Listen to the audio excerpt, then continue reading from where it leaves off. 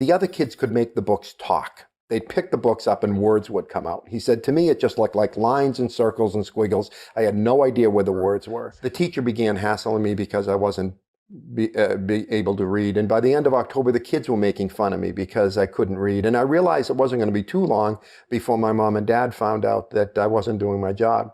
He said, so I was scared. I was really scared.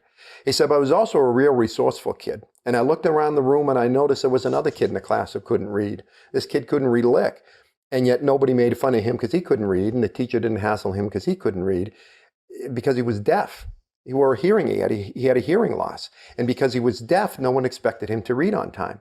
He said, so I figured in my 6-year-old mind, the solution to my problem was to convince everyone that I was deaf. And if I could convince everyone I was deaf, they'd stop hassling me about the reading. He said, so I went on a one-man campaign to convince everyone in my life that I couldn't hear. He said, and everything was fine until June. I said, well, what happened in June, Dan? He said, my mom and dad sat me down the last day of school in June in the first grade and said, Dan, we're really worried about your hearing. You don't seem to be able to hear. We've taken you to hearing doctors and audiologists all over Cape Cod. Nobody can figure out what it is. So we've made an appointment for you. And you're going to go to Boston Children's Hospital next week. And you're going to stay there for 4 days and 3 nights.